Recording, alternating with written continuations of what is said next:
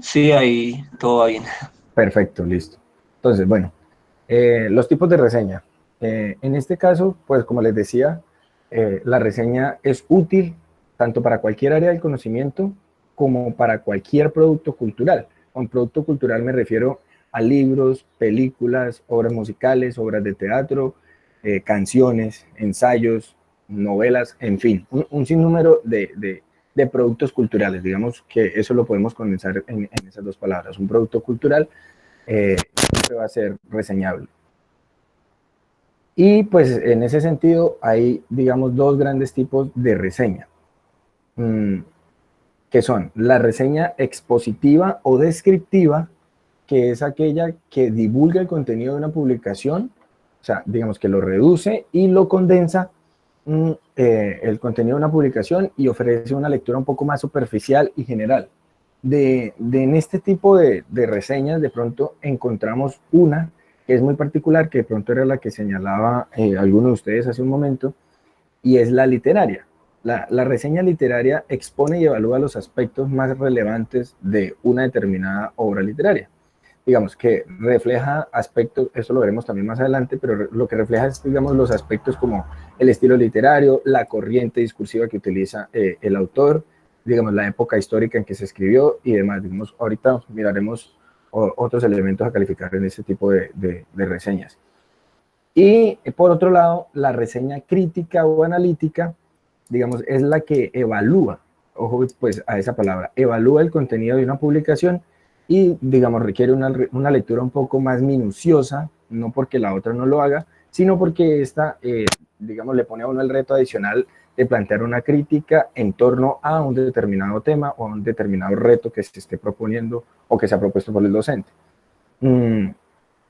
Dentro de esta reseña aparece la comparativa, que debía quedar abajo, pero bueno, aparece la comparativa y esta, pues, la reseña comparativa básicamente es la que, además de exponer, digamos, las ideas principales de varios textos, por eso se constituye en comparativa, además de exponer las ideas principales de varios textos, digamos que lo que hace es encontrar relaciones, semejanzas y diferencias, digamos, que se encuentran en las lecturas o en el material y que de alguna manera tienen el propósito de organizar esa información en torno a un tema. Es decir, si estamos hablando de, no sé, historia de Colombia, miramos de pronto una película, miramos o leemos dos textos y los comparamos y empezamos a evaluar los temas que de pronto un poquito más, ya más adelante ya miraremos qué es como tal lo que evalúa y lo que valora uno en una reseña. Mm, mm, sigamos. Bueno, estas aclaraciones. Me gustaría, digamos, hacer estas aclaraciones en torno a, no sé si de pronto, bueno, debería decirles que la principal diferencia, volvamos un poquito, la principal diferencia entre, entre reseña crítica y reseña expositiva o descriptiva es pues que la crítica incluye una descripción del contenido y la evaluación del reseñador, mientras que la descriptiva solamente incluye la descripción de los elementos, la estructura, digamos, información importante y una crítica, pero contenida dentro del texto.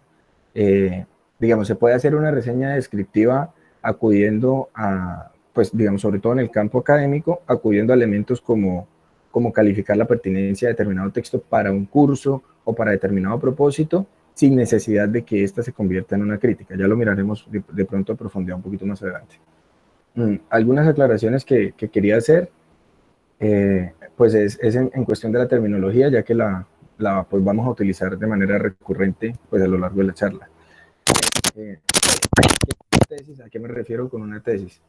Mm, la tesis es el enunciado que será sustentado con argumentos. Digamos, todo texto tiene una tesis, no me refiero a un estilo de documento, a un tipo de documento para acceder a ningún título, sino que una tesis tiene un enunciado que será sustentado con argumentos, es un enunciado que será sustentado con argumentos y es lo que el autor básicamente va a intentar defender en su texto.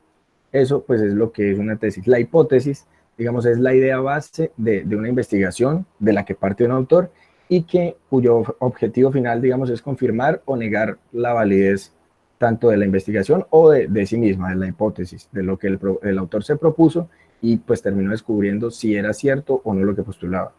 Y un argumento, pues básicamente es un razonamiento que se emplea para probar o demostrar una proposición.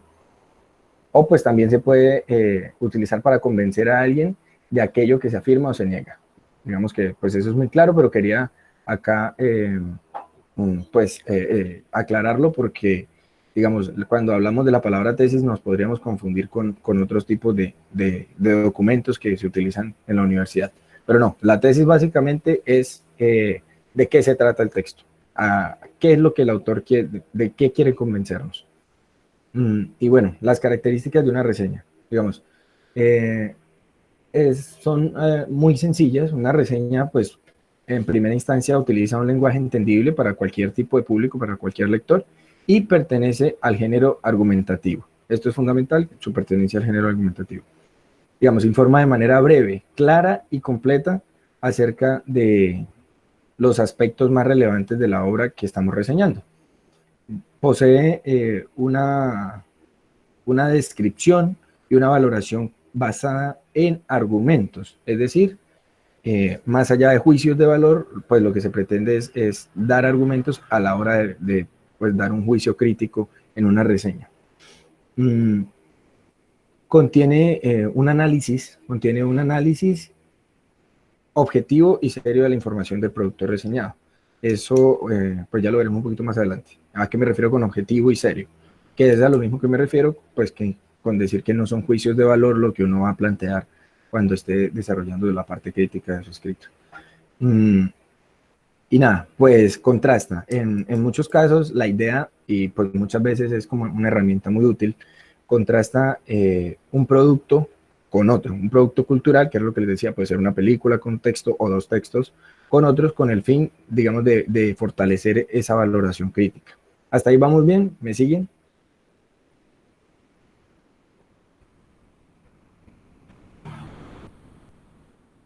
Perfecto. Gracias, Andrés. Gracias, Lorena. Bueno, hablando ya como tal del proceso de cómo elaborar una reseña, entonces, pues, digamos que en primera instancia, lo que es claro es que, pues, debemos hacer un proceso de lectura. Y el proceso de lectura, básicamente, se centra en estas cuatro. Sí, sí, sí, Kevin.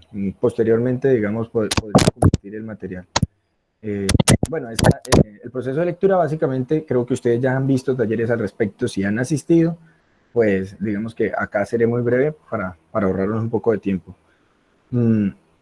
Y básicamente lo que se intenta es, primero, establecer el tema del texto, es decir, saber de qué nos están hablando. Digamos, no leer por leer, sino que en primera instancia, cuando ya empezamos a leer, después de unas páginas, ya por lo menos sabemos de qué es lo que el autor intenta persuadirnos y de qué es lo que él o ella quiere hablarnos, ¿no? Digamos, en un segundo momento, lo que pues uno como lector por lo que debe apostar, es identificar el propósito del autor. Usualmente esto lo encuentran en los primeros párrafos. La mayoría de veces, pues los autores, sobre todo, digamos, en artículos académicos, ensayos y demás, digamos, lo presenta de manera muy explícita y pues eso es muy útil. Normalmente dicen como el objetivo de este escrito, de este artículo es determinado, es tal, digamos, el propósito del presente ensayo, bla, bla, bla, bla. Normalmente lo hacen de esa manera. Aunque hay otros autores que de pronto lo hacen de una manera un poco más sutil y debe uno también interpretarlo. Normalmente pueden decir como, no sé, pensemos que, o en opinión del autor, tal y tal postulado. Y bueno, ahí hay que tener un poco de tacto en la lectura, pero básicamente el propósito es ese, identificar qué es lo que pretende el autor con el escrito, qué nos quiere hacer entender. Otro punto es identificar la tesis. La tesis, lo que les decía, la tesis o la hipótesis principales, y es básicamente el enunciado clave, pues alrededor del cual se van a basar los argumentos del autor. Y para identificar la tesis, digamos, primero hay que mirar el punto de vista del autor, ¿no? Y la manera como aborda la temática. Digamos, estos elementos muchas veces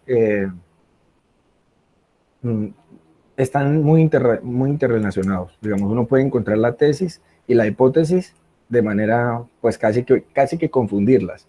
pero pues la idea es como diferenciarlas. Un poquito más adelante ya miraremos de pronto con unos ejemplos.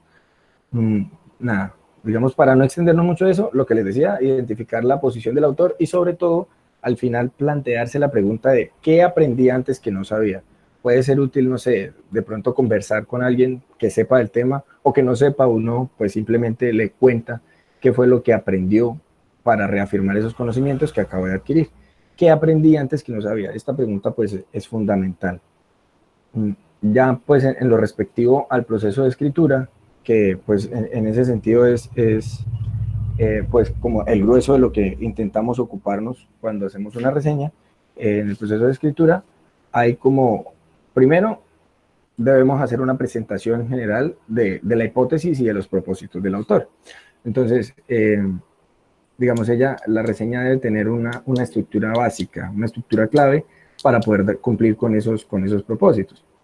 Entonces, en el plan de escritura como tal, pues nosotros lo que vamos a hacer primero es la presentación general, un resumen, un pequeño resumen a nivel introductorio, de manera introductoria, que incluya los propósitos, la hipótesis y la tesis principales del autor.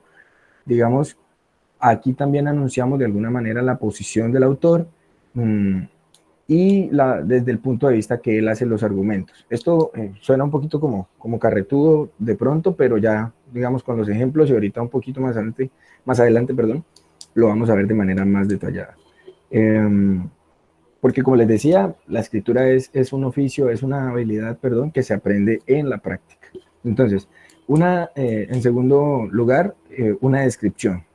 Sí, una descripción general del texto, digamos, los apuntes, los temas a resaltar. Es decir, el texto, normalmente si vamos a reseñar un libro de pronto extenso, decimos está dividido en tantos capítulos, la primera o en tantas partes, y cada parte está dividida en determinados capítulos. La primera parte se refiere a X cosa y demás. A eso me refiero como con describir el texto de manera, sí, de manera esquemática en cuanto como al índice y demás, a las divisiones que el autor le planteó. En tercer lugar, tenemos, digamos, una comparación con otras obras, que era lo que les decía, que uno normalmente hace y que es una herramienta útil a la hora pues, de ofrecer un juicio valorativo, y es pues plantear en relación esta obra, en relación a la temática que estamos trabajando, que estamos abordando en el curso, sobre todo pues poniéndolo en los términos de la universidad, la temática que estamos abordando, pues nada, ponerlo en comparación y decir en qué me enriquece este texto frente a tal, o digamos entre los dos, qué puedo yo entender, qué puedo lograr. Y por último, pues una valoración de la pertinencia de los temas que se están tratando respecto a los temas del curso. Es decir, básicamente enunciar qué tanto me está siendo útil a mí leer este texto en pro de los propósitos que tenemos propuestos en determinada parte del semestre, en determinada parte del curso o temática que estemos viendo. Eso, digamos, pues es importante en el proceso de escritura. Y otra cosa muy importante es, digamos, revisar cuando uno ya ha escrito, cuando ya ha completado este proceso, revisar, reescribir y pulir, digamos, revisar las ideas principales, qué ideas son esenciales, de pronto cuáles hay que depurar. Discúlpenme un momento.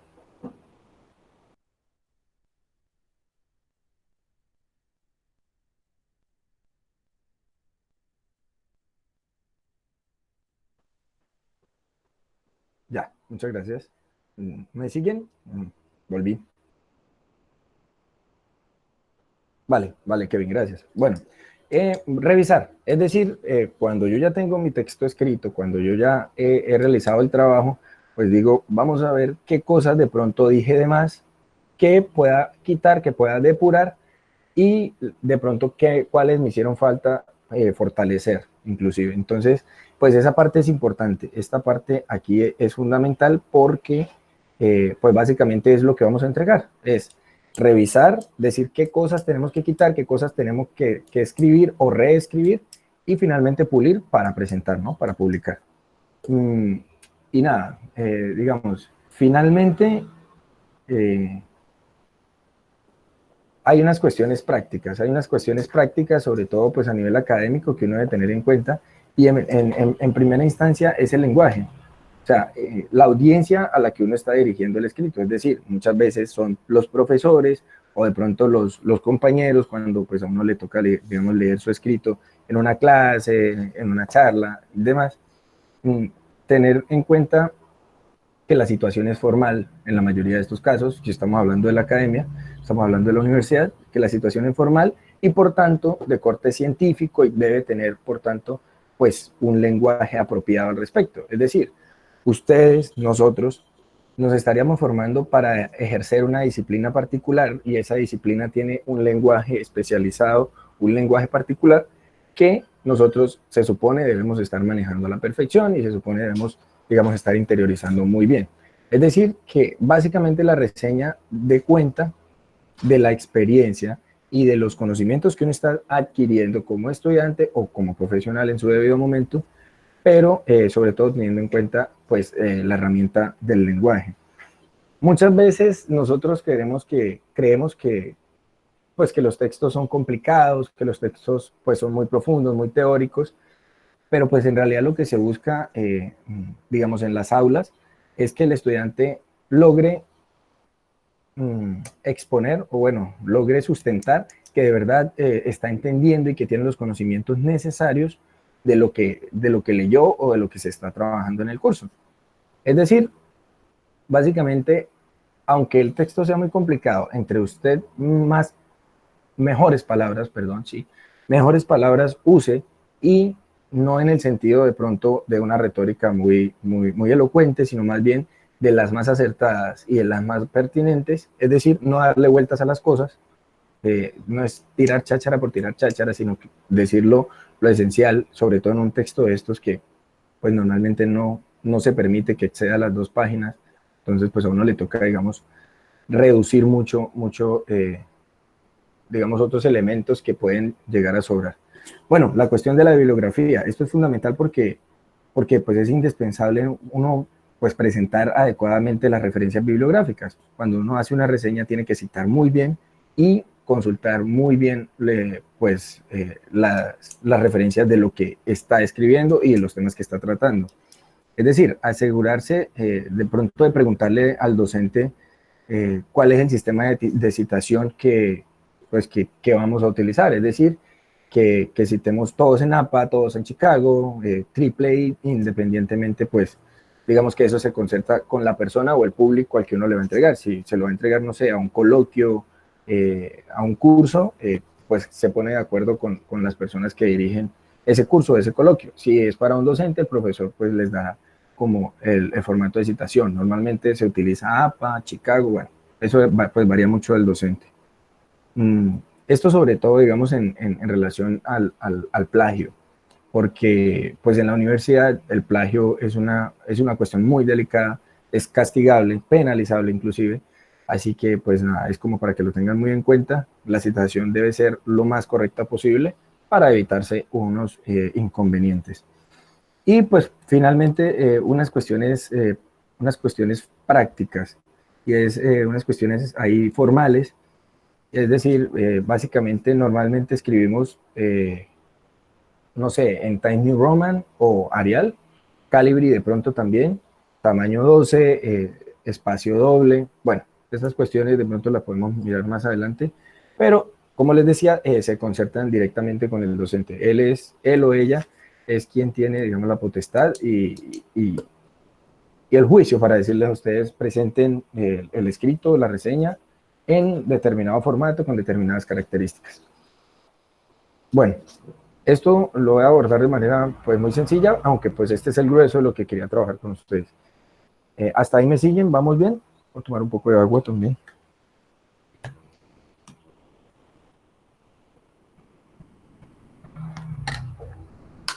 Perfecto, gracias. Entonces, la estructura de la reseña generalmente está constituida por 5 partes. 5 partes a grosso modo fundamentales que son, primero, el encabezamiento, la presentación del autor y de la obra que se va a reseñar, el resumen de los aspectos importantes, de los el grueso de los aspectos, la crítica y la conclusión que sacamos como reseñadores. Ya pues profundizaremos en cada uno de estos.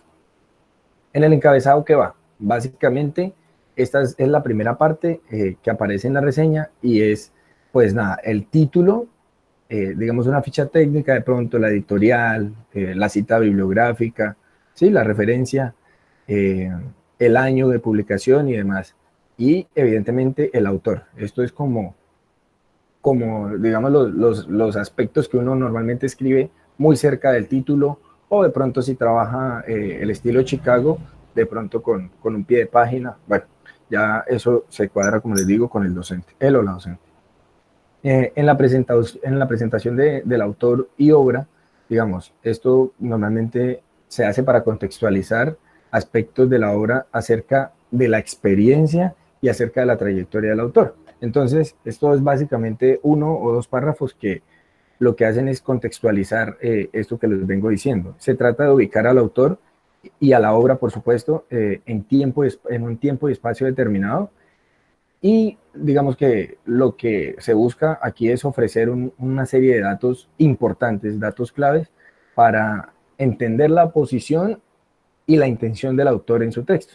Es decir, aquí hay que mirar también los antecedentes del autor. No sé, explicar los temas a los que se especializa el autor, de pronto si había trabajado el tema sobre el que está escribiendo, obras relacionadas como a las que estamos leyendo y demás. O sea, hay que analizar también y tener en cuenta la procedencia de sí, el país, el idioma original en que se escribió el texto. Bueno, hay unos asuntos hay que tener en cuenta. Si es necesario de pronto decir el lugar de la edición, la editorial, la fecha original de publicación, como les decía, el idioma en que se escribió, digamos esto para aspectos un poco más formales. Llega un momento donde uno mira que, pues, que una obra es necesario analizarla de manera contextualizada frente al momento en que se escribió, al autor, a la posición o la situación por la que pasaba el autor en el momento que la escribió.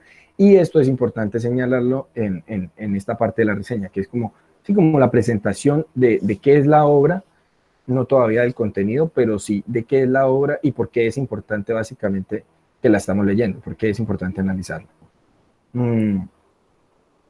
Aquí entra un asunto importante y tiene mucho que ver con lo que decía alguna de ustedes, y es que el estilo del reseñista aquí es clave para que el lector se interese, para que el lector sepa que el autor, digamos, tiene algo llamativo, o que el autor es clave para lo que estamos intentando, para lo que estamos trabajando en el curso, en el coloquio, en fin. Es decir, en este momento entra a ser el reseñante como el papel de escritor. Y tal así como hacen los escritores, la idea es enamorar al lector. Y enamorar al lector, es decir, ponerle las ideas lo suficientemente claras, pero a este punto, como hasta ahora, como les digo, hasta ahora son dos párrafos, uno tiene que haber atraído al lector para decir, bueno, me está dando la suficiente información para que yo me interese a leer ese trabajo que, no sé, digamos que estamos reseñando 100 años de soledad, que me den la suficiente información y me la presenten de la manera lo suficientemente diciente, porque pues, digamos, podría decir que de la manera lo suficientemente atractiva, pero si la posición de quien reseña, digamos, no es una posición de atracción hacia la obra, sino más bien de rechazo, pues evidentemente lo importante es que exprese su propia posición.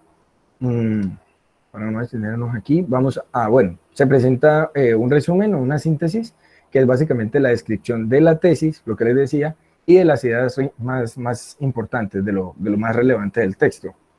Y en este resumen, digamos, entran dos aspectos importantes.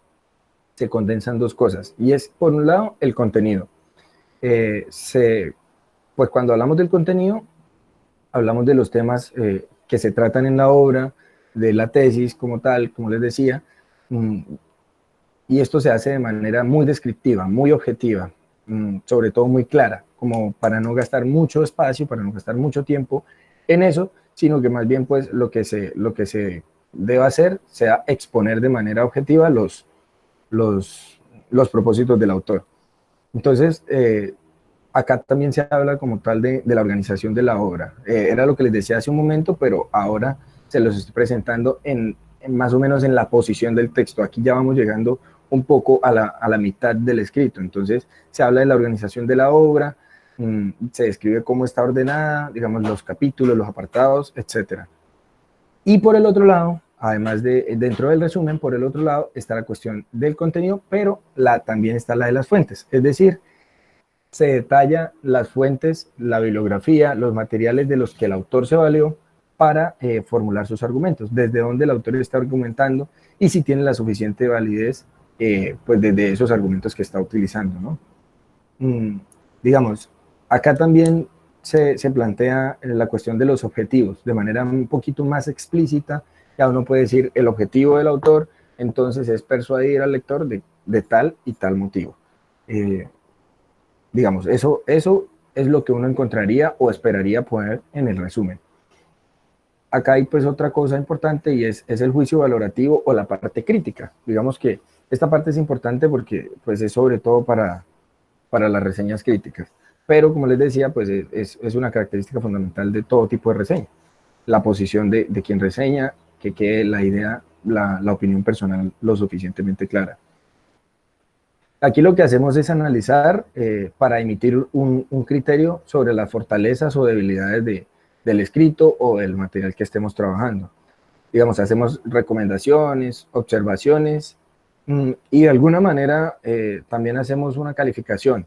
Esta calificación a lo que me refiero pues es en términos cualitativos sobre todo, es decir, utilizamos palabras como es llamativa, es importante, es pertinente, o resulta insuficiente dependiendo pues de los propósitos que uno tenga o del concepto que le haya quedado después de haberlo leído juiciosamente.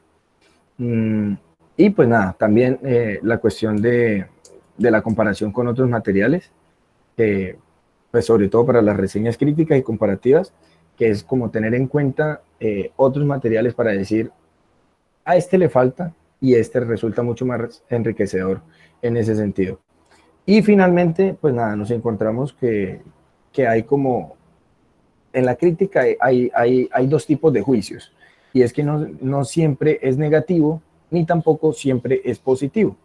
Entonces, ¿lo que quiere decir? Que cuando nosotros hacemos un juicio negativo, pues de pronto para señalar los aspectos débiles o que el autor sobre los que pudo profundizar o mejorar, pues digamos, la relación debe ser, la redacción, perdón, la redacción debe ser un poco atenuada, digamos, no utilizar palabras denigrantes, de pronto que menosprecian la obra, sino que más bien nos digan, de pronto hubiese sido bueno profundizar en tal aspecto, ya que considero que, no sé, básicamente se quedó corto, ya considero que es débil en tal argumento teórico, demás.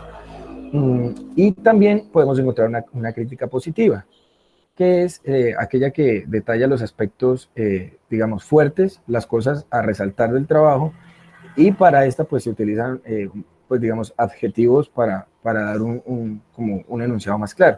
Es decir, lo que les decía, es importante, esta obra es importante, es pertinente, resulta muy útil para, no sé, dar luces de determinado tema que estemos trabajando. Y la conclusión, pues, finalmente es esa que sintetiza la posición del reseñista y destaca los aspectos más relevantes del contenido. Es decir, ¿qué aprendió usted? ¿Cómo miró la obra? Y cómo miró la obra a partir pues, de los aspectos que usted señaló durante su reseña. Básicamente, pues aquí ya habríamos llegado al final de la reseña. Acá les voy a mostrar material que es un material de la Universidad de los Andes y es, digamos, de manera, pues así normalmente no lo hace uno, pero sí me sirve para mostrarles un poco la manera en que se organiza la reseña y algunas de las preguntas que uno se plantea, y era lo que les venía diciendo. Primero, pues acá señalan, pues elegir el sistema de citación que uno va a utilizar, ¿no? APA, Chicago, Vancouver, IEEE, bueno, en fin, dependiendo pues de los acuerdos a los que se llegue con el docente o con la institución a la que uno le va a entregar el escrito. el título y esta serie de preguntas que, pues, que uno intenta responderse son muy útiles en ese sentido, y es: ¿cuándo se publicó el texto? ¿Quién escribió el texto? Es decir, digamos, dar una contextualización acerca de quién es el autor, qué autoridad tiene para hablar del tema. Acá, por ejemplo, nos dice: el autor, la autora es un experto sobre el tema de que trata, o, en otras palabras, ha escrito más textos, digamos, anteriormente al respecto. Es resultado de una investigación, cuál es el contexto, en qué momento se escribió, cuál es el tema, la postura del autor, etc. Esta guía, si ustedes desean, se las puedo compartir también, pues resulta muy útil a la hora de hacer una reseña. Y esta guía, digamos, tiene una cosa muy particular, y es que esta es el tipo de reseña en la que los argumentos o la opinión de quien está reseñando va al final. Ahorita les muestro otra con otro orden. Y acá, bueno, acá empieza, digamos, el desarrollo, que es la síntesis del primer argumento del texto y la síntesis del segundo argumento del texto. De pronto, si tienen más y la extensión es permitida, pues ustedes pueden poner 4 o 5 argumentos diferentes, pues eso sería más o menos alrededor de un párrafo por argumento. Y, digamos, el párrafo de conclusión, lo que tiene, pues, es la síntesis, lo que les decía, lo que les acabo de decir, la síntesis de los textos. ¿Me escuchan bien? Es que hay un poco de ruido acá de fondo.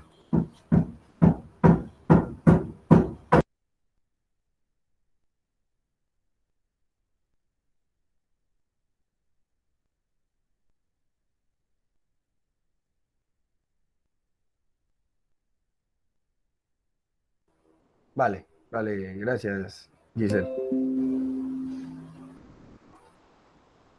Perdón, les estaba mostrando, era la estructura. Bueno, y bueno, la conclusión básicamente, pues era lo que le decía.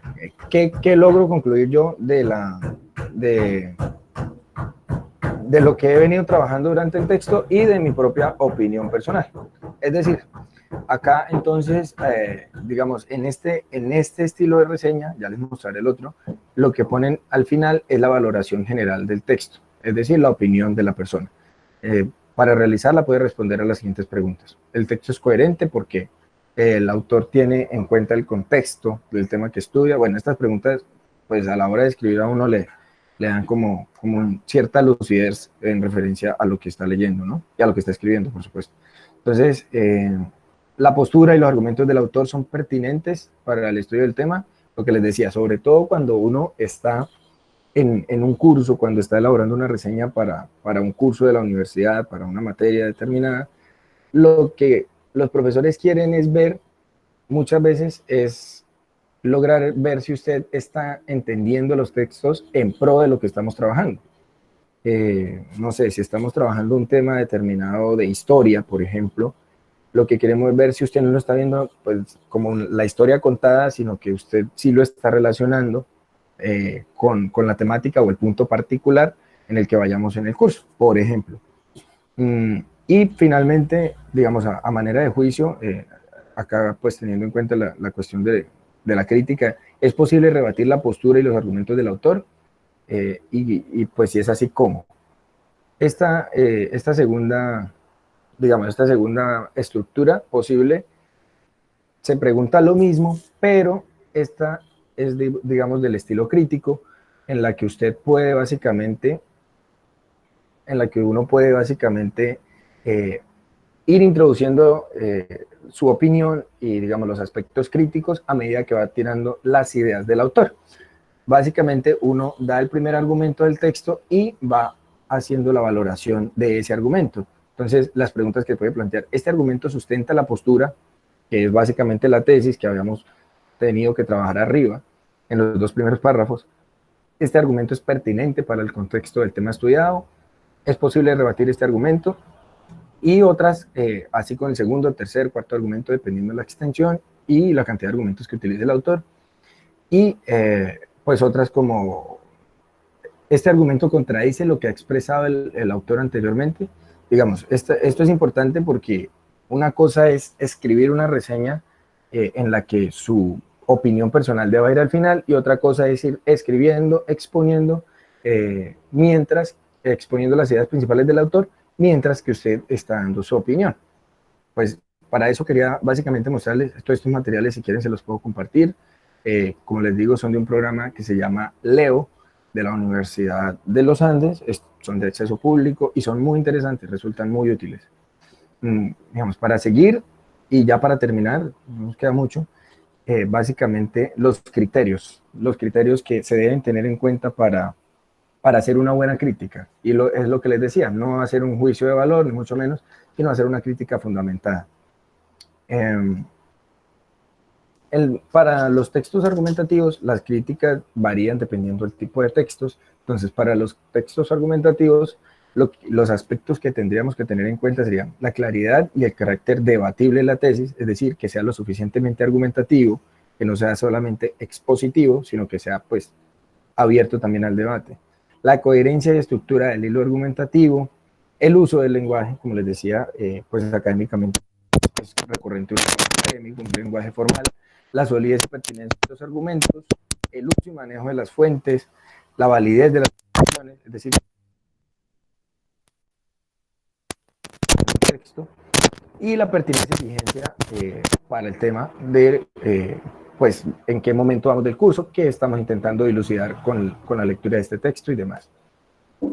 Los textos expositivos. Para los textos expositivos, pues digamos lo que se tiene en cuenta es la claridad en la exposición de las ideas, la pertinencia o vigencia para un tema o contenido específico, el uso del lenguaje también, por supuesto, esto digamos que es una característica fundamental de todo tipo de reseña, y era lo que les decía al principio, el uso del lenguaje, y la concordancia con el texto, evento u objeto que se está exponiendo.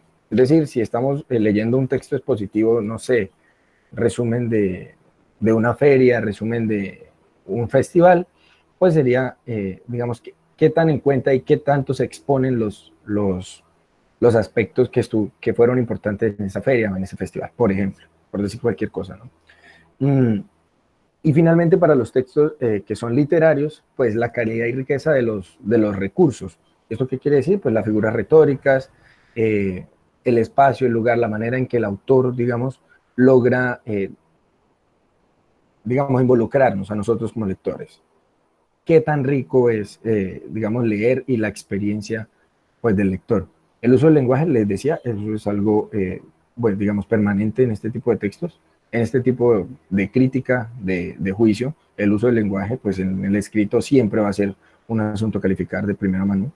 Y la calidad de la construcción de la historia, la narración y los personajes, es decir, hombre, termina uno perdiéndose en el texto, es decir, no, es muy claro, la verdad está muy bien escrito en el sentido en que es lineal, uno puede seguir el hilo fácilmente, no tiene que concentrarse, digamos, al punto de terminar perdiéndose, para evitar perderse y demás. Digamos, eso es lo que se califica en este aspecto.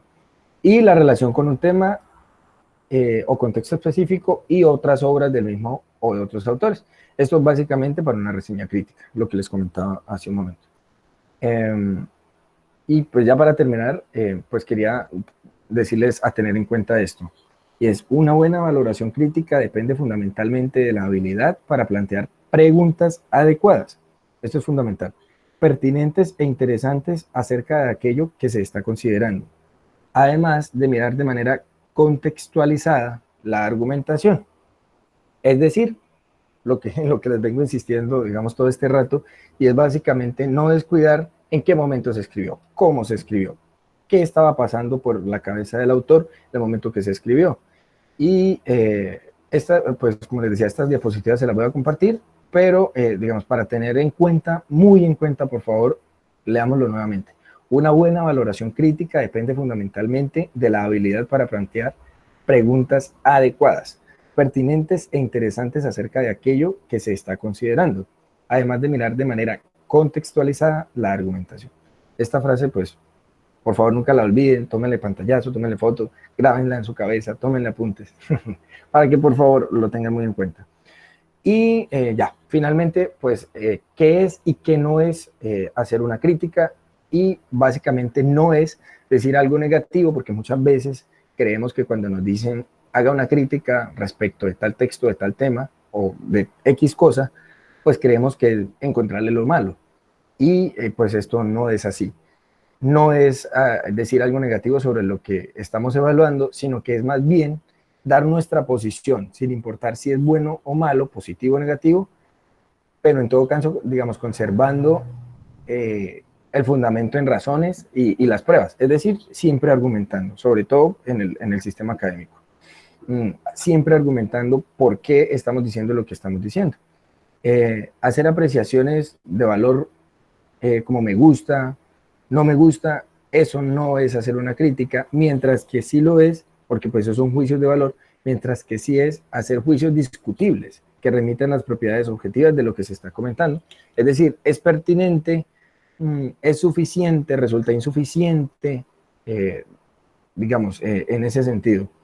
Por ejemplo, un ejemplo que tendría para darles al respecto sería como, digamos, en una conferencia lo que uno calificaría de pronto no sería eh, desmeritar al expositor porque tiene una voz gangosa, por ejemplo, sino de pronto lo que se tendría que calificar en una conferencia sería si ha comunicado las ideas de forma clara y coherente, es decir, si no se perdió mientras estaba hablando, si de pronto mm, no se desvió del tema principal que se supone debía exponer.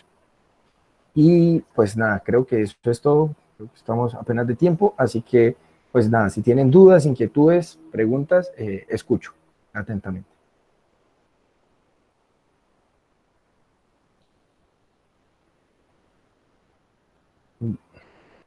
Vuelvo acá con ustedes.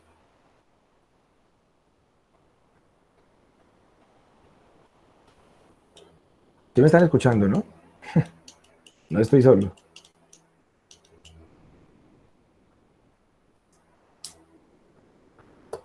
Vale, Kevin, gracias. Kevin, ¿tienes alguna pregunta, algún comentario? Sebastián, Luz Mari. Andrés, por favor. Sí, pues digamos, pues con todo lo que se ha hablado, ¿no? Y la información que pues Humberto nos proporcionó, esos factores se van identificando con la práctica, ¿cierto? Haciendo constantemente textos, digamos la reseña, por ejemplo, haciendo varias reseñas, uno va identificando esos elementos, ¿cierto? Sí, sí, sí, Andrés. Y precisamente esa era como mi intención, mi apuesta inicial con la frase esta que les ofrecía pues de que básicamente la escritura no es una cuestión de magia, no es producto de la magia, sino de la perseverancia, porque si bien uno debe seguir unas ciertas reglas, digamos, a la hora de escribir académicamente, pues esas reglas se las va aprendiendo y la va uno interiorizando, pues a manera de que más va escribiendo. Entonces, a lo que me refiero con la perseverancia y a lo que hacía énfasis con la cuestión de la perseverancia, es básicamente ya te colaboran con eso, Kevin. Con la cuestión de la perseverancia es básicamente que a medida que uno va escribiendo, digamos, con esa experiencia que va adquiriendo, va dejando de tener la necesidad de utilizar, no sé, una rúbrica, una guía para hacerlo.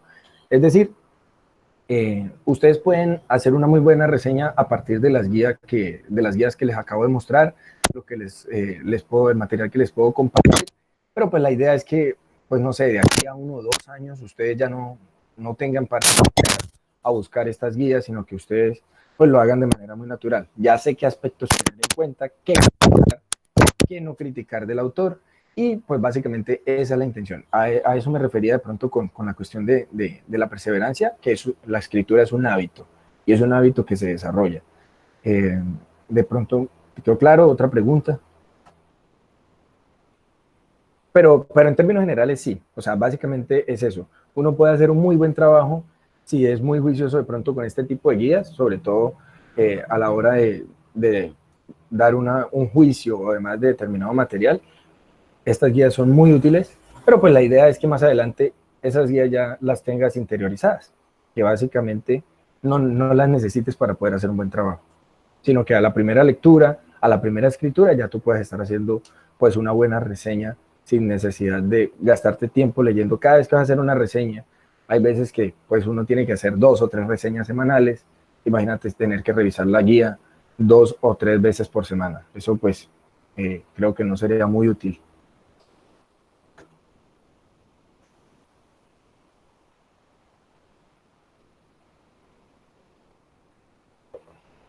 Vale, Andrés. ¿Alguien más? ¿Dudas?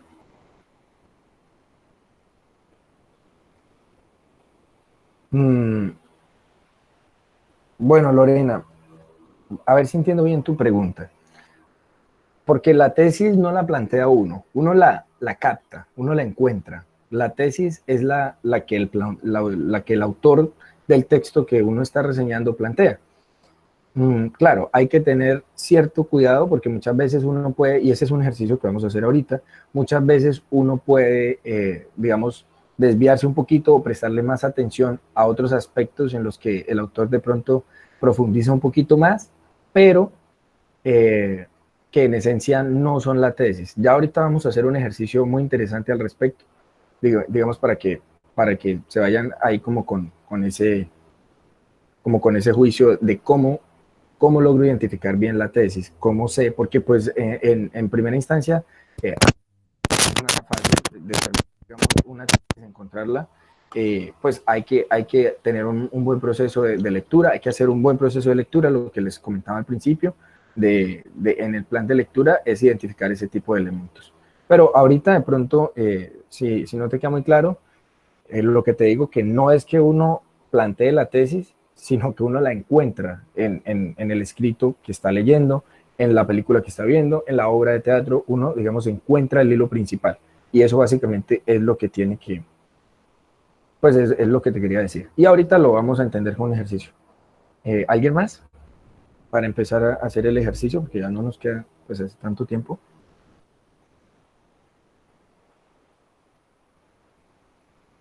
Giselle, por favor. Yo tengo una pregunta. Digamos, cuando dijiste lo de la reseña, que uno tomaba como ciertas preguntas como para hacer la reseña, como en qué año se escribió, quién fue el autor.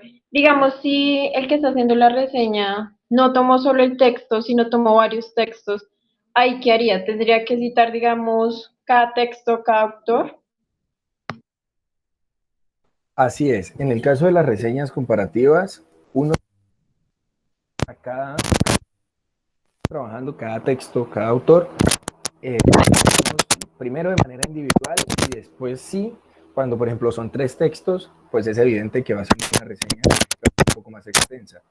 Entonces ahí sí lo que uno tiene que hacer, pues en ese caso es en primer lugar empezar a denunciar cada uno pues, de los aspectos relevantes de cada texto de manera separada y después empezar a mirar las similitudes, las diferencias para poder, digamos, llegar a conclusiones, dar críticas de cada uno de los textos, lo que les decía. Este texto es muy útil para esto, pero es insuficiente en esto, mientras que este resulta muy útil para dilucidar eso. Entonces, básicamente, sí, primero hay que contextualizarlo, porque esa es parte importante del ejercicio de la reseña, poner al lector, a nuestro destinatario, nuestro lector, en contexto de qué es lo que vamos a hablar, por qué es importante hablar de lo que vamos a hablar, y para eso, pues, como les decía, hay que darle, digamos, un conocimiento básico acerca de quién era el autor, por qué este autor es importante leerlo y por qué no otro, por ejemplo, y por qué tiene autoridad, en fin. ¿Sí? Primero hay que dar un contexto individual de cada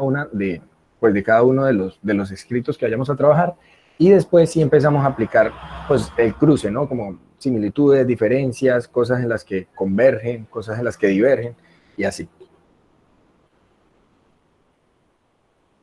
Vale, gracias.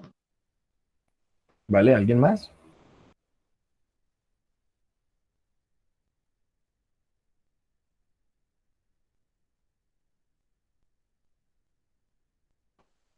Laura, ¿estás ahí? Podríamos pasarle, acá está, el enlace de asistencia nuevamente a los chicos, chicas.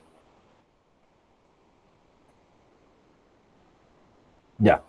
Eh, Pues nada, quería mostrarles un ejercicio. Por favor, quiero la colaboración de ustedes. Necesito un par de lectores.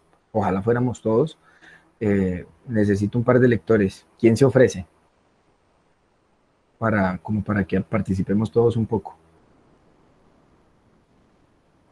Es un texto muy corto, es un texto muy corto y lo que quiero es pues hacer el ejercicio de identificar la tesis, como de empezar a escribir una reseña en conjunto con ustedes.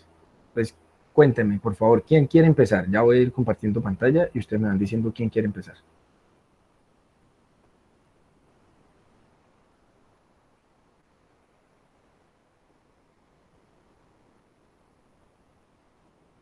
Giselle, ¿nos quieres colaborar de pronto con el inicio?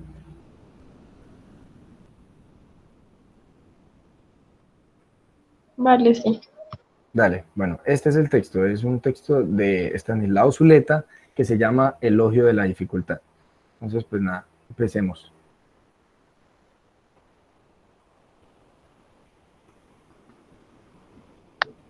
Em, espera, yo miro. La pobreza y la Ah, no, Perdón, bueno. perdón, sí, Elogio de la dificultad, ya, como para avanzar un poquito más rápido. La pobreza y la impotencia y la imaginación nunca se manifiestan de una manera tan clara como cuando se trata de imaginar la felicidad. Entonces comenzamos a inventar paraísos, islas afortunadas, países de cucaña, una vida sin riesgos, sin lucha, perdón, sin búsqueda de superación y sin muerte, y por lo tanto también sin carencias y sin deseo. Un océano de mermelada sagrada, una eternidad de aburriciones, metas afortunadamente inalcanzables, paraísos afortunadamente inexistentes.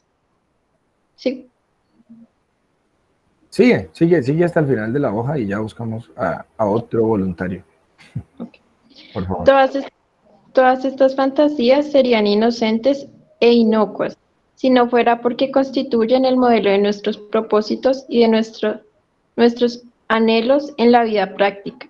Aquí mismo, en los proyectos de la existencia cotidiana, más acá del reino de las mentiras eternas, introducimos también el ideal tonto de la seguridad garantizada, de las reconciliaciones totales, de las soluciones definitivas. Puede decirse que nuestro problema no consiste solo ni principalmente en que no seamos capaces de conquistar lo que nos proponemos, sino en aquello que nos propone, sino en aquello que nos proponemos. Que nuestra desgracia no está tanto en la frustración de nuestros deseos como en la forma misma de desear. Deseamos mal. En lugar de desear una relación humana inquietante, compleja y perdible, que estimule nuestras capacidades de luchar y nos obligue a caminar, deseamos un idilio sin sombras y sin peligro, un nido de amor y por lo tanto, en última instancia, un retorno al huevo. Déjalo ahí, Giselle. De pronto, Andrés, ¿quieres colaborarnos con la siguiente parte?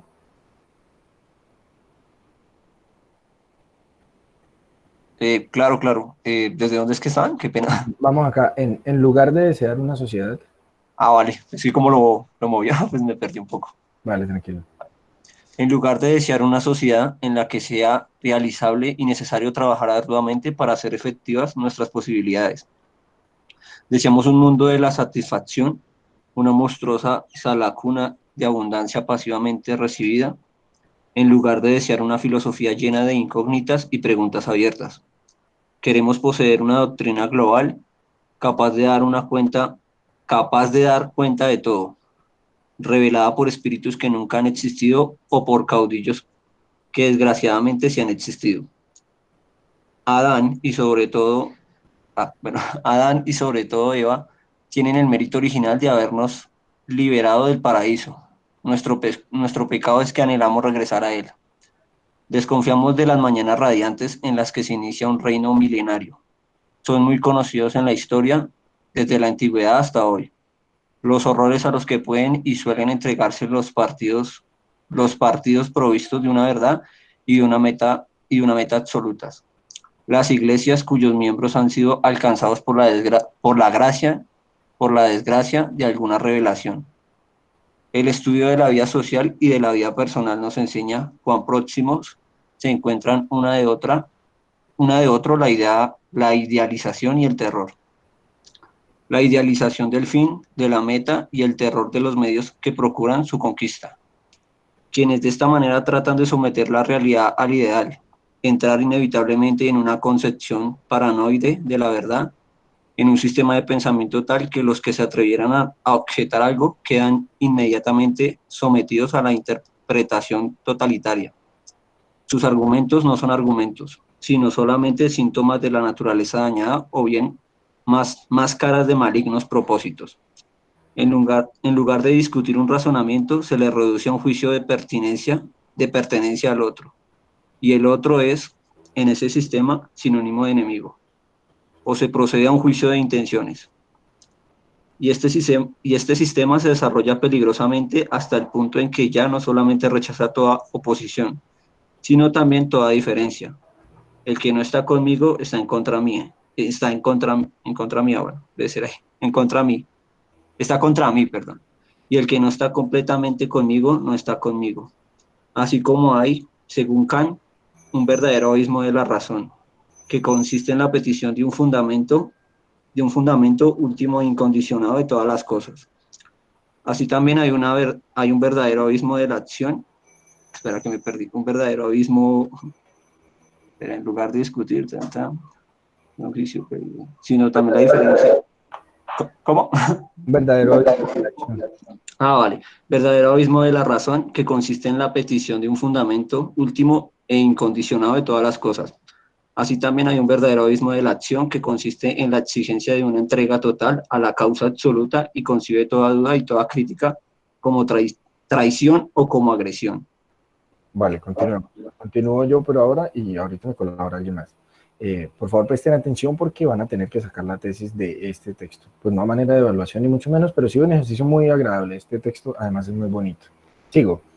Ahora sabemos, por una amarga experiencia, que este abismo de la acción, con sus guerras santas y su fraternidad, no es una característica exclusiva de ciertas épocas del pasado o de civilizaciones atrasadas en el desarrollo científico y técnico, que puede funcionar muy bien y desplegar todos sus efectos sin abolir una gran capacidad y una eficacia macabra. Sabemos que ningún origen filosóficamente elevado o supuestamente divino inmuniza a una doctrina contra el riesgo de caer en la interpretación propia de la lógica paranoide que afirma un discurso particular. Todos lo son, como la designación misma de la realidad y los otros como ceguera o mentira.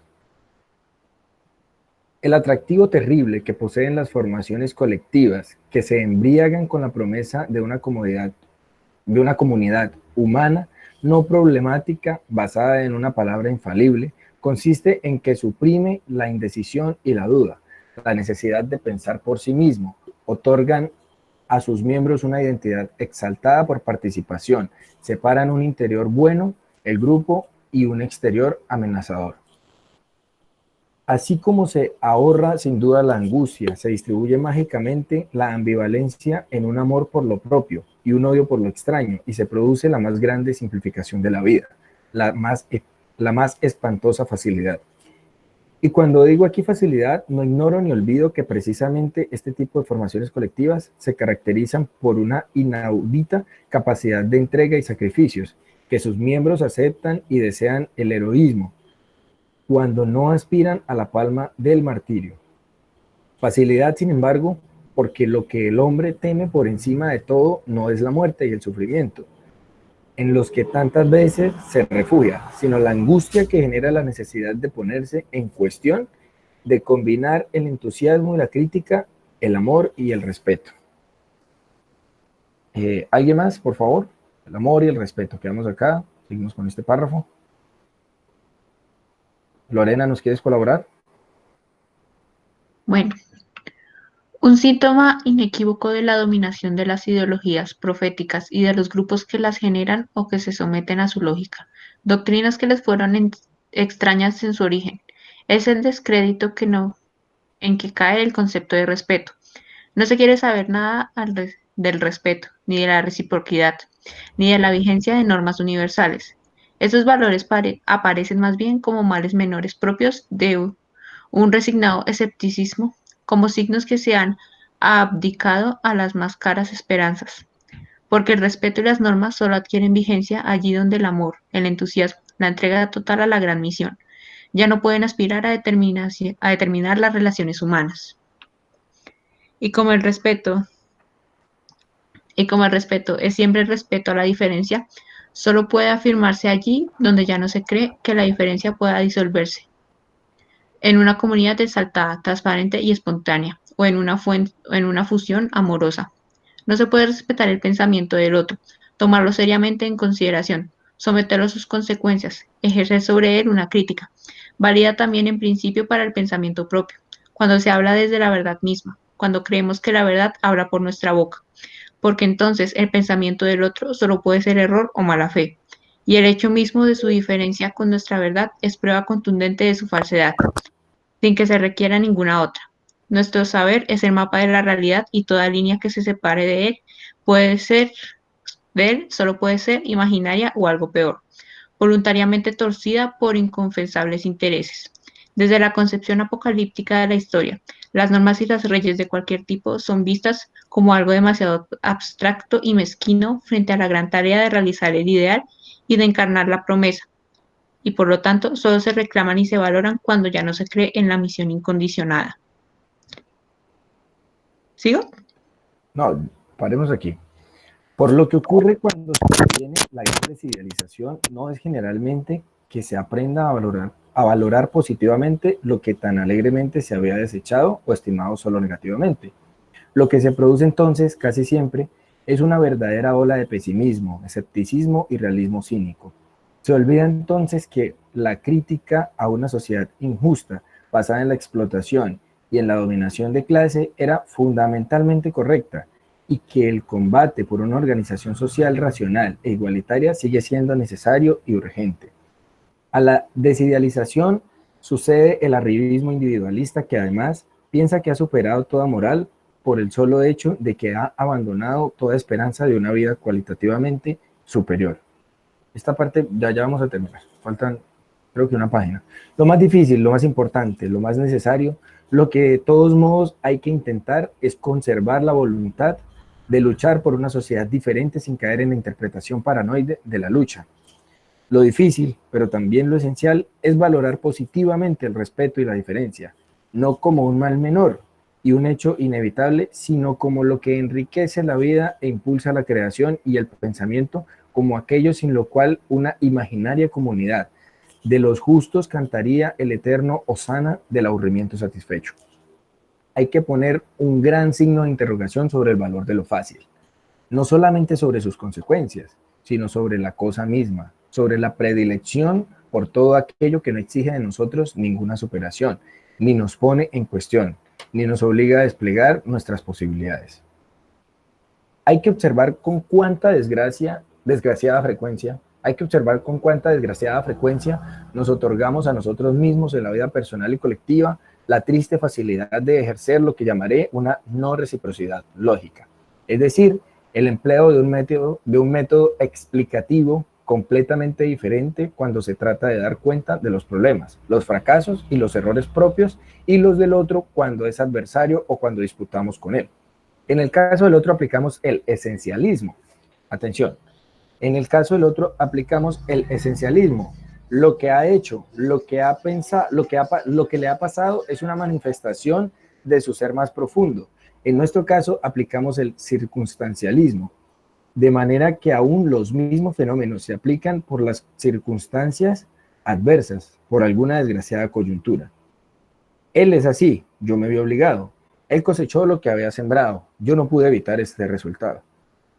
El discurso del otro no es más que un síntoma de sus particularidades, de su raza, de su sexo, de su neurosis, de sus intereses egoístas. El mío es una simple constatación de los hechos y una deducción lógica de sus consecuencias. Preferiríamos que nuestra causa se juzgue por los propósitos y la adversaria por los resultados. ¿Alguien más? Ya estamos a una página.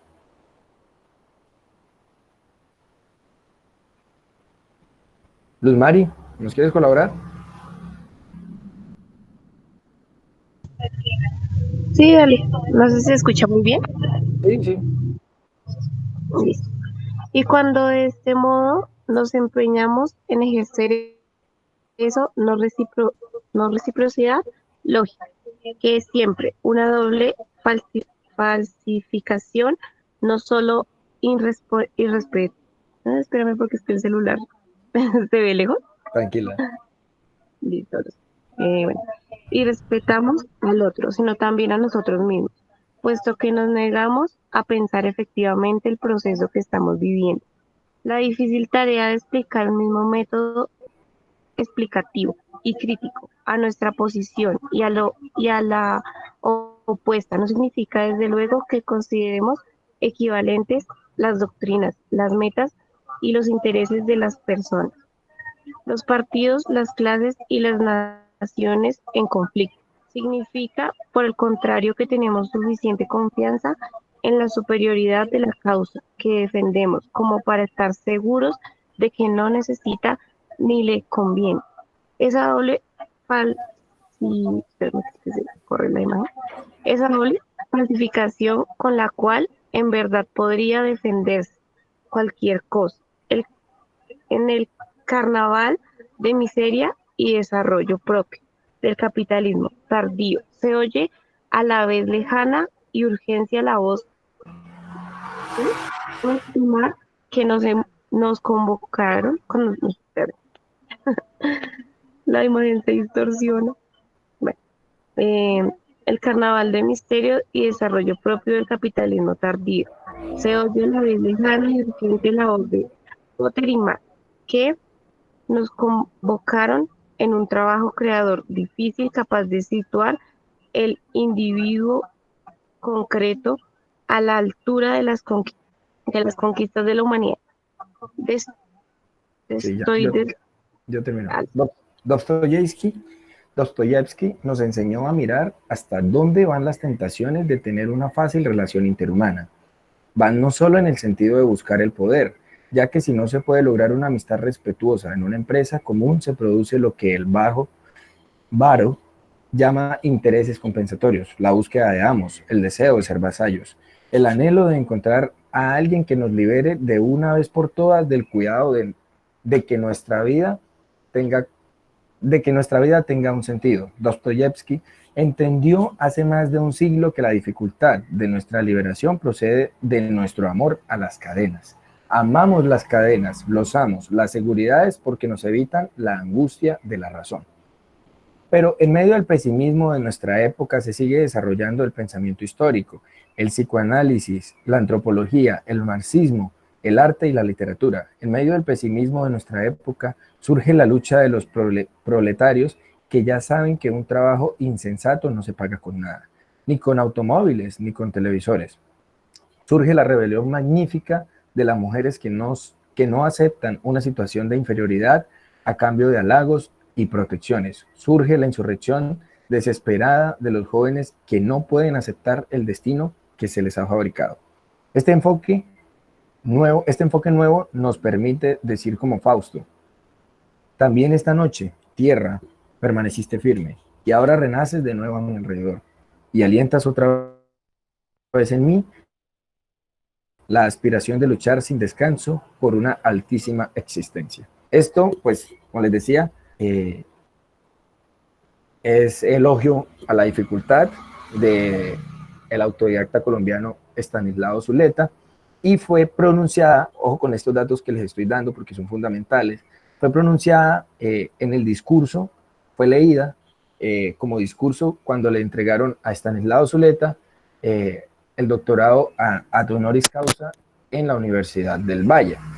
Es decir, esto fue leído en el año 1980 en Cali, en la Universidad del Valle. Y era, pues, como lo dice acá, el discurso de aceptación del doctorado honoris causa que le otorgó esa universidad. Bueno, tengo por acá un ejercicio chiquitico para ustedes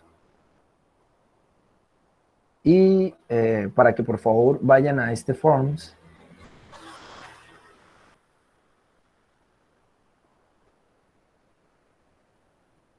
Vayan a este Forms y me lo llenen rápidamente.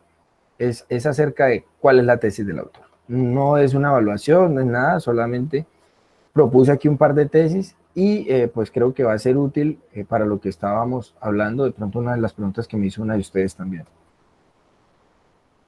Siente la tesis. Entonces, bueno, esta era la pregunta. La pregunta era,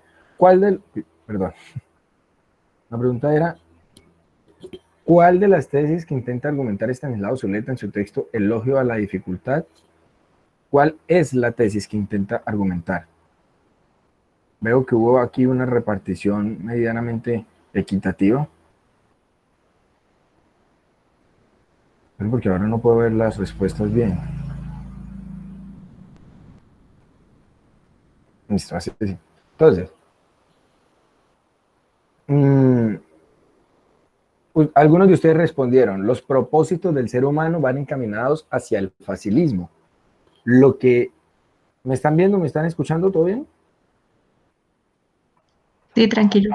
Vale. Ahí va bien. Listo, listo. Entonces, ¿cuál era la tesis? Algunos de ustedes dijeron, los propósitos del ser humano van encaminados hacia el facilismo, por lo que éste huye de cualquier situación que lo obligue a cuestionarse y lo aleje del ideal de seguridad garantizada, puesto que en última instancia busca el retorno al huevo. La segunda opción era, la pobreza y la impotencia de la imaginación nunca se manifiestan de una manera tan clara como cuando se trata de imaginar la felicidad. Vista esta como una vida sin riesgos, sin lucha, sin búsqueda de superación y sin muerte. Y la otra, en lugar de discutir un razonamiento, se le reduce a un juicio de pertenencia al otro, y el otro es, en ese sistema, sinónimo de enemigo, o se procede a un juicio de intenciones. La última, amamos las cadenas, los amos, las inseguridades, porque nos evitan la angustia de la razón. Bueno, entonces, con lo que veo, varios de ustedes respondieron. Bueno, acá está pues, bien, digamos, bien repartida la cosa. Pero esto no me bota la cifra exacta. Bueno, lo que me interesa es comentarles lo siguiente. Yo para esto puse 3 argumentos y la tesis correcta. ¿Y cómo lo hice? Si nosotros nos fijamos acá en amamos las cadenas, los amos, las seguridades porque nos evitan la angustia de la razón, es cierto, todo esto es extraído del texto, pero esta no es la tesis principal. ¿Por qué?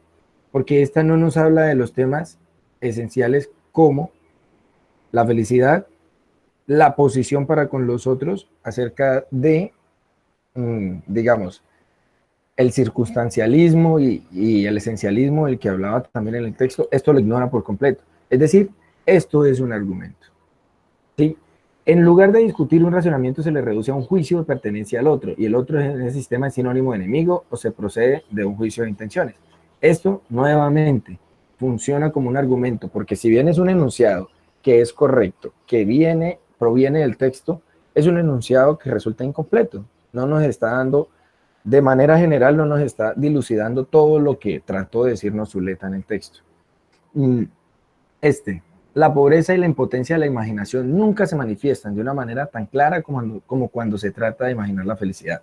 Vista esta como una vida sin riesgos, sin lucha, sin búsqueda de superación y sin muerte. Lo mismo, este es un enunciado que se puede acercar más a una tesis, pero ¿qué pasa? Este nos ignora este tipo de argumentos, o sea, los deja absolutamente por fuera, que es nuestra posición en relación a los otros, a la dominación de los otros, y este también lo ignora, que es nuestra relación con el otro, y es lo que les decía, el esencialismo y el circunstancialismo. En ese sentido, la tesis es esta. Los propósitos del ser humano van encaminados hacia el facilismo, es decir, básicamente esto, reúne esto, quiere decir vista una vida sin riesgo, sin lucha, sin búsqueda de superación, o sea, el facilismo. Por lo que este huye de cualquier situación que lo obligue a cuestionarse y a alejarse del ideal de seguridad garantizada. Es decir, esto, en lugar de discutir, no discute, sino que huye a un razonamiento, se le reduce a un juicio de pertenencia al otro. Es decir, huimos a la discusión y a los razonamientos bien fundados. Y lo aleja del ideal de seguridad garantizada, puesto que en última instancia busca el retorno al huevo. Y si recordamos bien a lo que se refería Zuleta con el retorno al huevo, si lo encuentro rápido, retorno al huevo, era esto. En lugar de desear una relación humana inquietante, compleja, perdible, en otros términos, difícil, que estimule nuestra capacidad de luchar y nos obligue a cambiar, deseamos un idilio sin sombras, sin peligros, un nido de amor y por lo tanto, en últimas, un retorno al huevo. ¿Y qué es el huevo? Pues es una cápsula. El huevo es una cápsula en la que estamos, pues evidentemente protegidos, en la que estamos en nuestra zona de confort. A eso es a lo que él se refiere con retorno al huevo, a ser, digamos, de alguna manera siempre inocentes, siempre frágiles y que alguien nos brinde protección. Básicamente a eso es a lo que se refiere Zuleta. Y bueno, yo quería empezar de pronto el primer párrafo de una reseña porque pues ya el tiempo no nos da más. No sé si Laura está por ahí, que nos diga al respecto, pero quería empezar, digamos, con el primer párrafo de una reseña. ¿Ustedes qué creen que según lo que les dije, vamos nuevamente a esto, según lo que les dije, en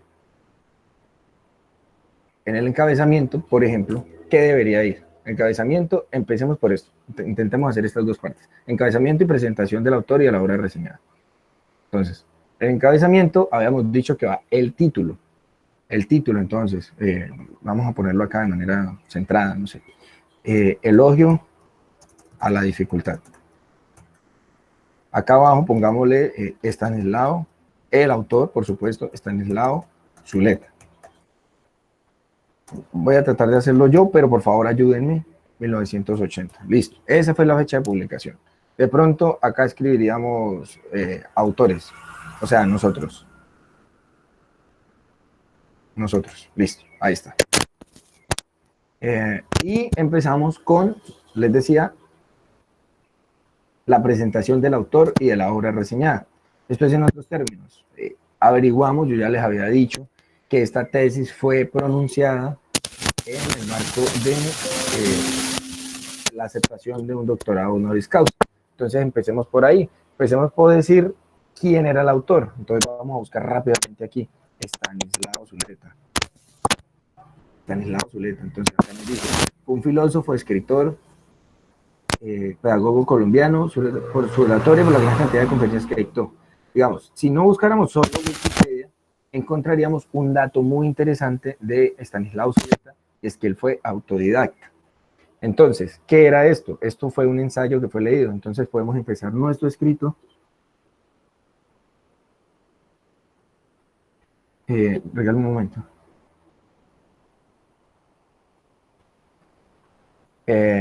¿Cómo podemos empezar nuestro escrito? Si sabemos que esto es un ensayo, sabemos que pues, el perfil de Estanislao Zuleta, con lo que les acabo de decir, que era un intelectual autodidacta, entonces podríamos empezar diciendo eso, básicamente. El ensayo, por ejemplo, perdón, quitámosle esto, el ensayo del intelectual autodidacta colombiano Estanislao Zuleta. Aquí ya que estamos diciendo, estamos dando un par de características del autor. En esta simple línea ya estamos diciendo, es colombiano, se llama Estanislao Zuleta, es un ensayo lo que vamos a reseñar y el autor era autodidacta. O sea, y en este momento llevamos 8 palabras y ya estamos diciendo un par de cosas fundamentales. ¿Me siguen?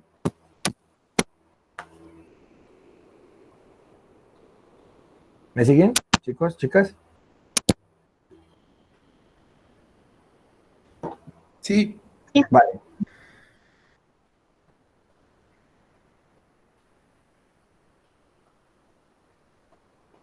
Entonces seguimos. Ya sabemos, ahora ya sabemos que lo hizo Estanislao Zuleta, que es un ensayo, que era un intelectual autodidacta y que era colombiano. Tenemos 4 cosas en 8 palabras. Ahora pongámosle si quieren la fecha, 1935 a 1990. Esa fue la fecha en que había, entonces coloquémosle aquí 1935, 1990. Listo. Pues ya acá ya estamos dando unos datos del autor.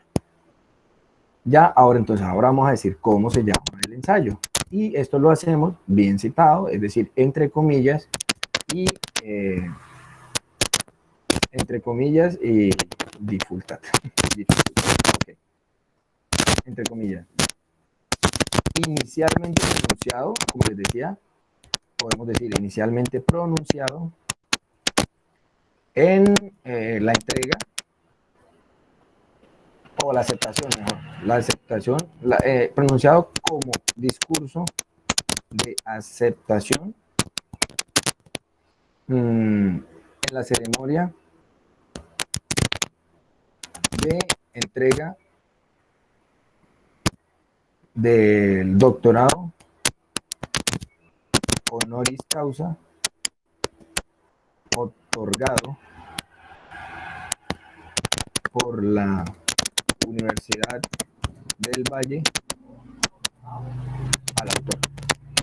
Acá en estas 3 líneas ya estoy diciendo qué fue del escrito, cuándo surgió, cuándo se pronunció y para qué. Es decir, inicialmente pronunciado como discurso de aceptación a la ceremonia entrega del doctorado honoris causa otorgado por la Universidad del Valle al autor. Ya sabemos que Estanislao Zuleta, si este es el autor, ya sabemos que Estanislao Zuleta tenía un doctorado honoris causa.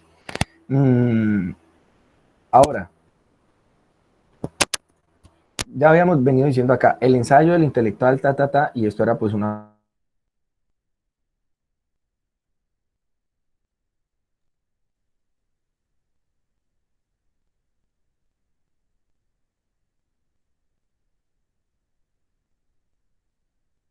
Ahí sí me... ¿Me siguen escuchando? ¿Me siguen escuchando? ¿Sabía yo como el internet? Sí, sí, Sí, sí. se fue en Ahí. segundo, pero ya. Bueno, vamos a terminar este párrafo porque pues ya se nos acabó el tiempo, pero básicamente quería eso, quería pues mostrarles este ejercicio. Entonces, se centra en la inclinación a desear inalcanzables, pongámoslo así, inalcanzables, a desear inalcanzables, causantes de la desdicha humana. Listo, la desdicha humana. ¿Qué más podríamos decir de pronto aquí? Podríamos decir, no sé, la tesis, o no sé, podemos ir a mirar la tesis que se supone habíamos determinado con anterioridad. No sé, la tesis la podemos poner aquí, digamos, acá con un conector lógico, hay que tener mucho cuidado con los conectores lógicos. Zuleta pretende, no sé, persuadir al lector de que los propósitos del ser humano van encaminados hacia el facilismo. Y ya aquí en este momento ya estamos dando la tesis. Bueno, este párrafo podríamos, no sé, complementarlo con algo más como, asimismo, el autor, exalta los beneficios de la dificultad, porque pues a fin de cuentas es un elogio a la dificultad, ¿no? El autor exalta los beneficios de la dificultad desde tres perspectivas. ¿Qué eran las que les decía? Primero, el esencialismo y el circunstancialismo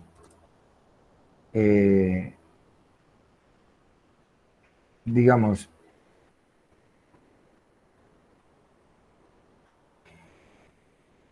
el poner ideales, el poner los ideales, por ejemplo, los ideales como modelo de realidad, por ejemplo, y el amor a las cadenas, por ejemplo.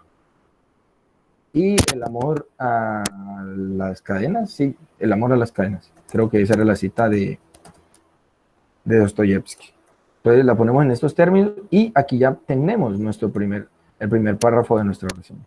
O sea, ya aquí dijimos básicamente las tres perspectivas desde las que vamos a abordar la reseña. El esencialismo y el circunstancialismo, que son las posiciones en las que uno atiende en las que uno pone a las otras personas y se pone a sí mismo, los ideales como modelo de realidad, que pues para él representan un problema, y el amor a las cadenas, esa confianza y ese temor a razonar, esa confianza en el otro, en que el otro nos salve, ya saben, pues, como volver al huevo, ¿no?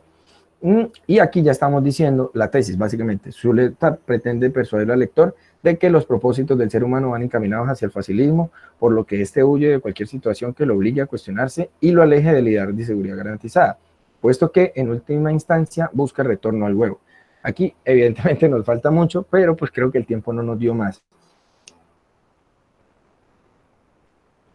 Listo, informando al lector el contexto en el que se desarrolló el ensayo. Exactamente, sí, Andrés. Eso fue lo que intentamos hacer con el primer párrafo. Decirle al lector dónde surgió este ensayo, dónde fue publicado, quién lo dijo. En este caso, pues lo dijo el mismo autor. Afortunadamente, pues lo leyó él en voz alta en el año 80. Y básicamente, ya en este párrafo, acá en estas pocas líneas, ya le pudimos decir al lector que es un ensayo de un colombiano autodidacta que se llama Estanislao Zuleta, que vivió del año 1935 a 1990, que se llama Elogia de la Dificultad, y que básicamente le entregaron un doctorado honoris causa.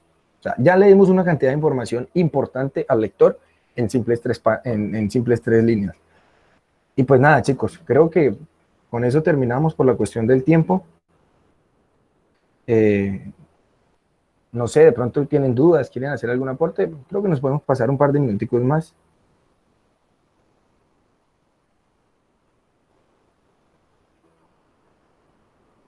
Aló. Kevin, ¿me vas a decir algo? No, pues yo quería decir que muy interesante el tema y todo esto de las críticas y la reseña.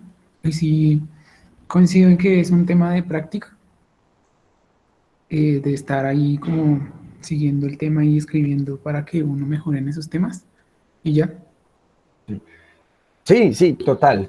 Esto es una cuestión, pues, les insisto nuevamente, porque es una frase que a mí me impactó, porque, créanme, es una cuestión de práctica, es una cuestión de crear el hábito, y es una frase que a mí me impactó, y es que esto no se hace de la noche a la mañana.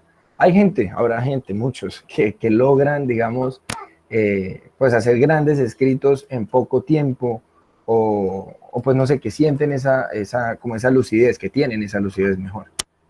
Pero normalmente no. Normalmente los grandes escritores es porque le dedican mucho tiempo a su trabajo de escritura.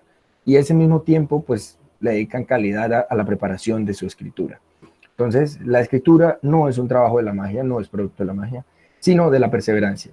Y pues la perseverancia también requiere lectura, requiere preparación. Por eso, digamos, les hacía énfasis en el proceso de lectura. Básicamente, si nosotros vamos a escribir acerca de algo, tenemos que saber muy bien de qué es lo que vamos a escribir. Entonces hay que leer de manera muy detallada, sobre todo para hacer una reseña, la parte de la lectura del texto o del material que vamos a reseñar es muy importante, entonces es fundamental. Pero sí, Kevin, totalmente cierto, esto es cuestión de un hábito y ojalá lo desarrollen muy rápido. Para lo que digo, ojalá en 6 meses ustedes hayan hecho tantas reseñas que, pues que no sé, no sientan la necesidad ya como de mirar una rúbrica, como de mirar una guía, sino que ustedes digan, ya sé qué aspectos tener en cuenta. Ya lo hagan de manera un poco rápida, quizá como lo estamos haciendo aquí con esta página ahorita, pero que ya lo hagan de